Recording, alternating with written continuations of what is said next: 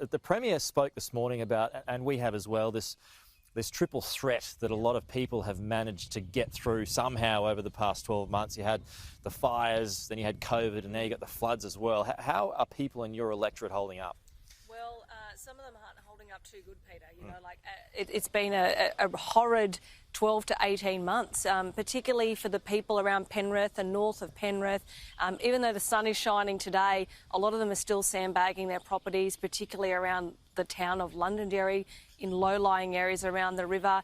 We're used to flooding in some respects on the Hawkesbury-Nepean floodplain, but we've never seen really anything like this before in most of our lifetimes. What do you need going forward? Well, what we're going to need is, when these floodwaters start to recede, is we're going to see what's below them. Sure. And we're going to need to all work together to try and get these communities back on track, get them cleaned up, get businesses somehow operating again. Some of these businesses have been closed in the last 12 months more than they've been open. So we have to just figure out a way to get through this. We're a resilient people in Western Sydney, but it's been a really rough trot. And how are the kids going? I mean, you're Shadow Minister for Education. How are they holding up? Yeah, well, look, hundreds of schools have been closed because people can't get in or out, and many school grounds have been affected.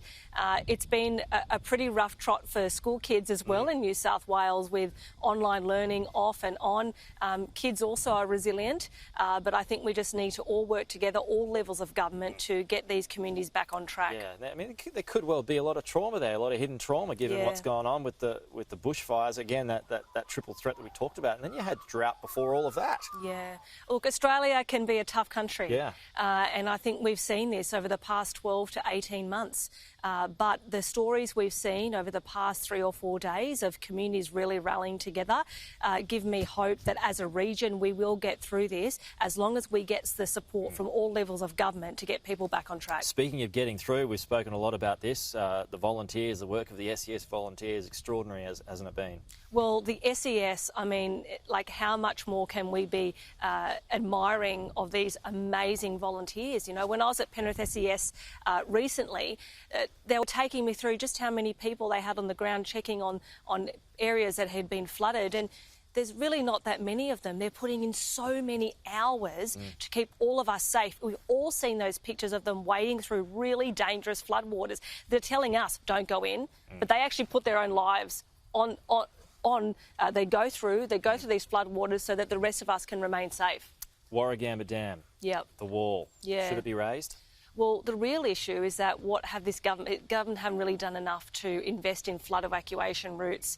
And a lot of people are saying to me, and probably now is not the time really to be having a political argument, but people are actually asking me, why was the dam so full?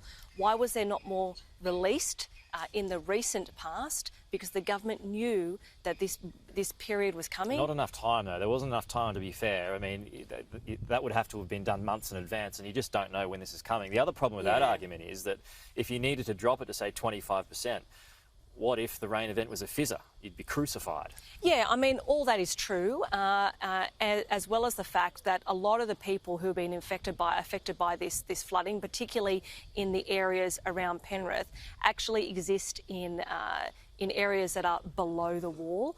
They're affected by the creeks and the tributaries that are coming in and out of the Nepean, Hawkesbury. They're actually below the wall. So there's a lot of issues to unpack and work out how we can prevent this going forward in the future. And I put this to John Barilaro yesterday. He spoke about the issues with raising the wall too, because you've got the environmental groups. There's a whole lot of groups and roadblocks that you need to get around. It's not so simple, which is why it's taken 30 or 40 years to get to this point. It's definitely not simple, and the government is sitting on a report. We don't have the EIS yet. That all needs to be considered.